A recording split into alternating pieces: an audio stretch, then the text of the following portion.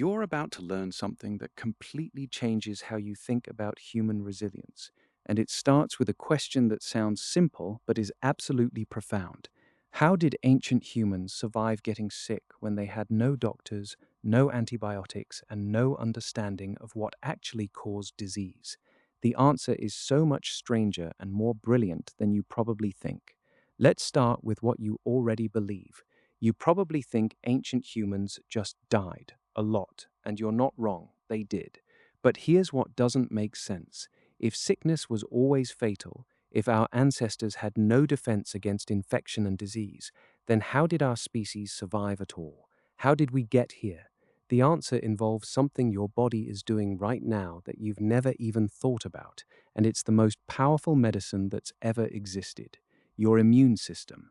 But not the immune system as you understand it from health class, not the abstract concept of white blood cells fighting invaders, the actual, real, embodied immune system that your ancient ancestors had was doing something remarkable without any conscious understanding of germ theory or biology, or any of the things we think are necessary for survival.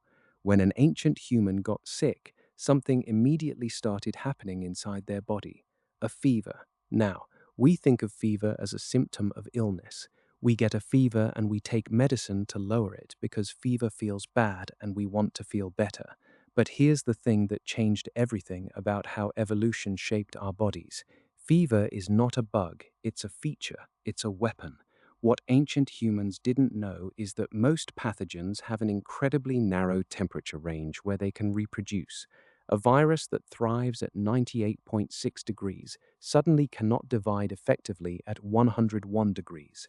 The human body, in its infinite wisdom, cranks up the temperature to kill the invader. That's not a malfunction. That's a precisely calibrated biological weapon that evolved over millions of years. Ancient humans who suppressed their fevers probably died more often. Ancient humans who endured the fever, who suffered through it, who understood on some level that the discomfort meant their body was fighting, those humans survived. But fever is just one layer. There's another mechanism so obvious that we forget about it, yet so powerful that it sustained our species through millennia of pathogenic chaos. Inflammation. When you cut your finger, it swells, it turns red, it hurts. Most people think this is a problem, but the inflammation is your body creating a hostile environment for bacteria. It's flooding the area with immune cells, it's raising the temperature locally, it's essentially creating a war zone where the invader cannot survive. Ancient humans experienced this constantly. An infected wound would swell, would hurt, would weep discharge. They didn't have antibiotics, so what did they do? They endured it, they kept moving, they survived, and their bodies, through countless generations, became extraordinarily good at this process. But here's where it gets even more interesting. Ancient humans had something else we've almost completely abandoned. They actually got sick. A lot, constantly, multiple times per year. Now, this sounds terrible, but it's actually how your immune system learns. Every time your ancestor survived an infection, their body created a specific memory of that pathogen. They built immunity. So the second time that same virus or bacteria came around, their immune system recognized it immediately and killed it before it could even establish itself.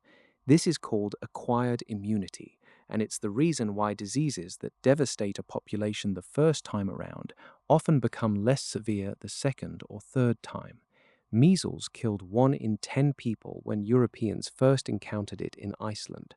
By the 10th epidemic, it was mostly just an annoyance, not because the disease changed, because the population had built up immunity. Ancient humans, living in close proximity to animals and to each other, were constantly being exposed to pathogens.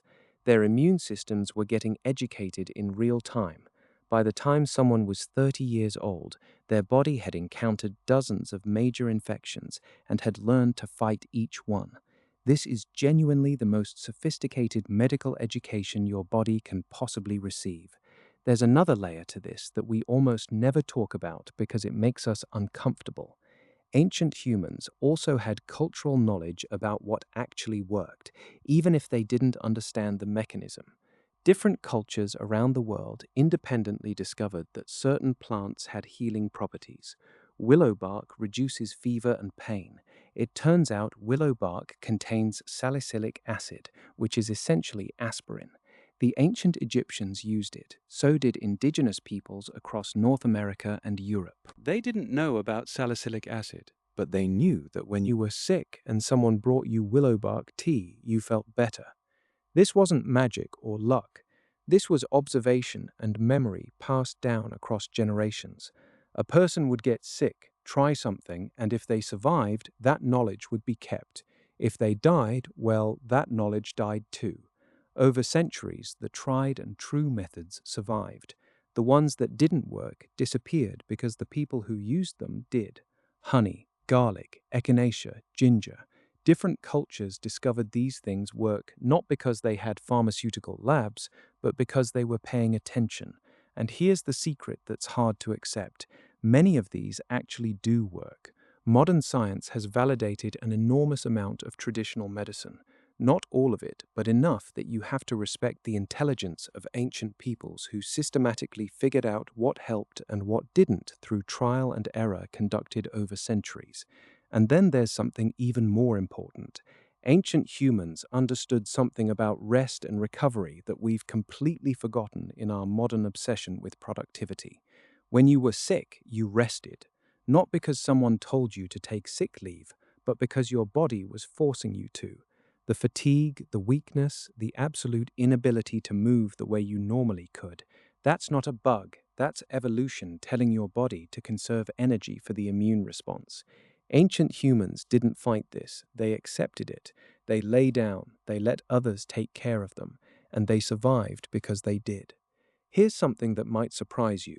Ancient humans often had better outcomes from certain infections than we do now.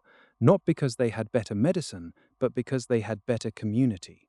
When someone was sick, other people took care of them, fed them, gave them water, kept them warm.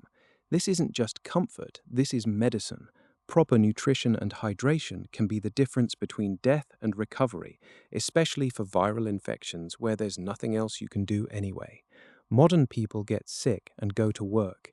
Ancient people got sick and the group took care of them. Who actually had a better survival strategy? The final piece is something almost too simple to mention. Ancient humans were brutally selective about reproduction.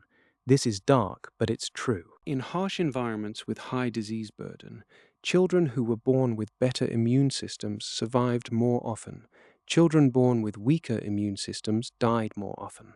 Over thousands of years, this created a population that was genetically optimized for surviving in an environment full of pathogens. Your ancient ancestors weren't just smart, they were shaped by evolution itself to have incredibly robust immune systems. But there's a catch. You don't have the same disease environment your ancestors did. You live in a modern world where most pathogens are actually controlled, and this means your incredible, evolved immune system has nothing to do. It's bored, it's understimulated, and when an understimulated immune system encounters something novel, something it hasn't learned to tolerate, it sometimes overreacts. This is where autoimmune diseases come from. This is where allergies come from. Your body evolved to be at war. You've given it peace, and peace is actually much harder. What we learn from ancient humans is that surviving sickness wasn't about having high-tech solutions. It was about understanding what your body was actually capable of when you got out of the way and let it work. It was about community. It was about accumulated knowledge. It was about rest and recovery and proper nutrition. And it was about the simple, undeniable fact that when you survive an illness, you're actually stronger afterward. Your ancestors weren't lucky. They weren't tougher in some mystical way. They were intelligent, resilient, and they trusted their bodies to do what evolution had designed them to do.